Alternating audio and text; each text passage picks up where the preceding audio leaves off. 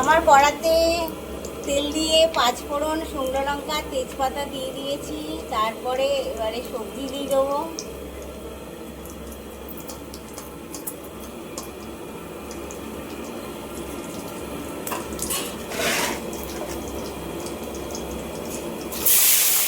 সবজি দিয়ে দিলাম। ঢেলে দাও।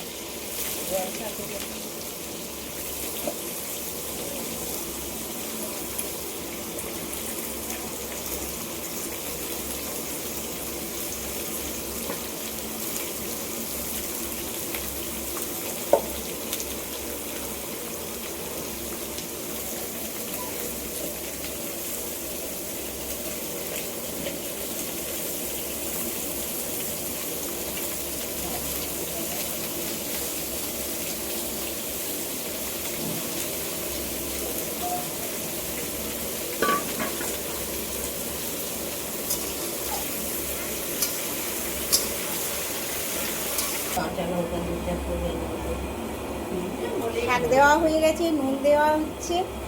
এবারে চাপা দিয়ে দেবো, তারপরে মশলা।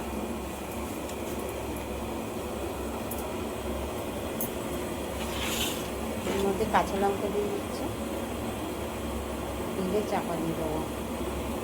চাপা দিয়ে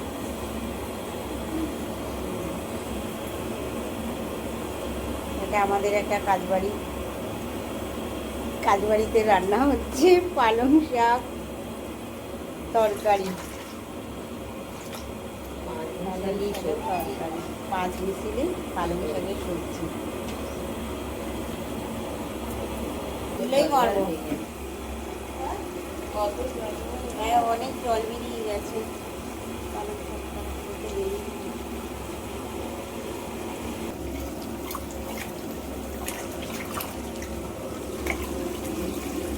আমার শাকটা হয়ে এসছে। এবার আমি গ্যাস অফ করব, নামিয়ে নেব। তো আপনারা দেখুন কেমন হয়েছে, আর আমাকে সাবস্ক্রাইব, লাইক করুন। আমার শাক কমপ্লিট হয়ে গেছে।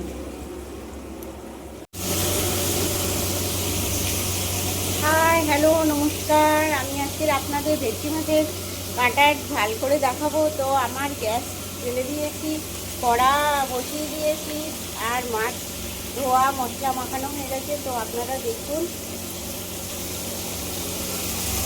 আমার এখানে বসিয়ে দিয়েছি। এখানে আমার মাছ কাটা আছে, আর এখানে আদা কাটা আছে, টমেটো কুচি করে নেবো, আদা মিক্স করা আছে, এখানে পেঁয়াজ কাটা আছে, আর এতে লাগবে মিক্সিতে আমার রসুন পেস্ট করে রেখেছি, আর ধনিয়া গুঁড়ো, জিরে গুঁড়ো, নুন লাগবে। তো আমি মাছটা ভেজে আপনাকে দেখাচ্ছি।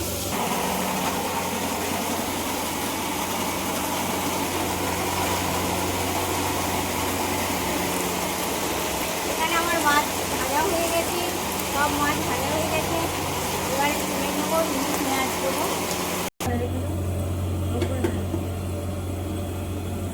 আগে পেঁয়াজ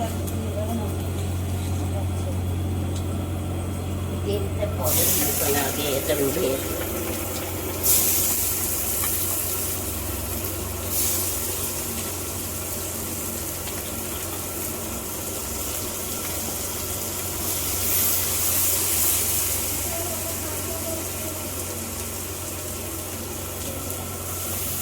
পেঁয়াজটা ভাজা ভাজা হয়ে গেলে আদা রসুন দিয়ে দেবো। সবে একটা রুটি ছিল, পরীক্ষা যা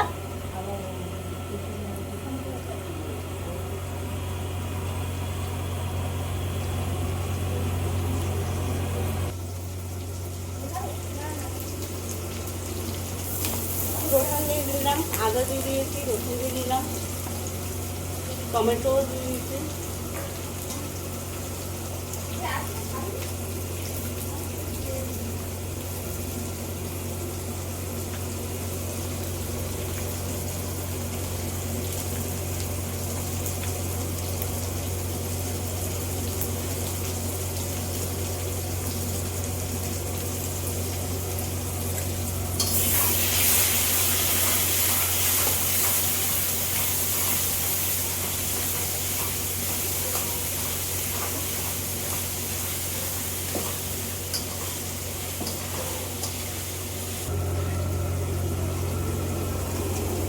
লঙ্কা গুঁড়ো,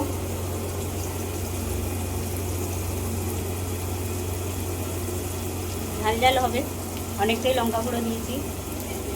ভেটকি মাছের কাঁটা, ঝাল ঝাল যত হবে ততই ভালো লাগবে।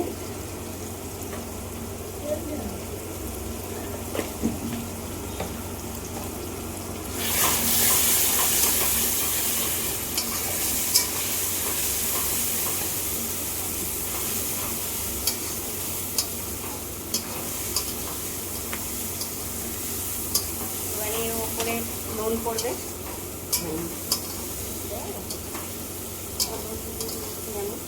আগে মশলাটা প্রচুর জলটা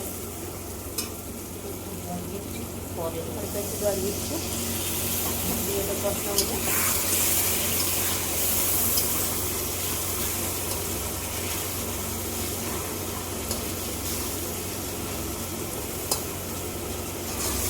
কালারটা কিন্তু দারুণ এসছে, দেখুন।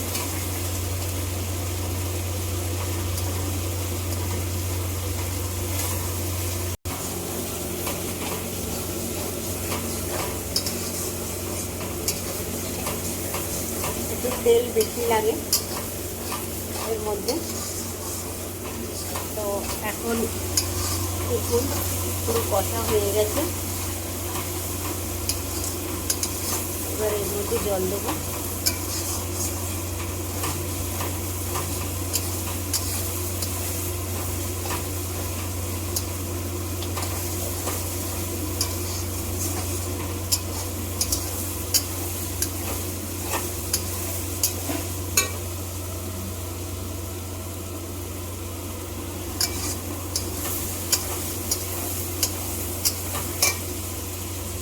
জল দিয়ে দিচ্ছি।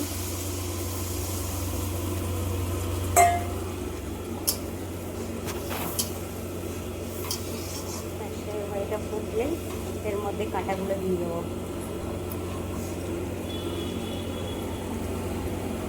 জল দেওয়া হয়ে গেছে, এটা ফুটলেই হয়ে যাবে, ফুটলেই মাছের কাঁটাগুলো দিয়ে দেবো।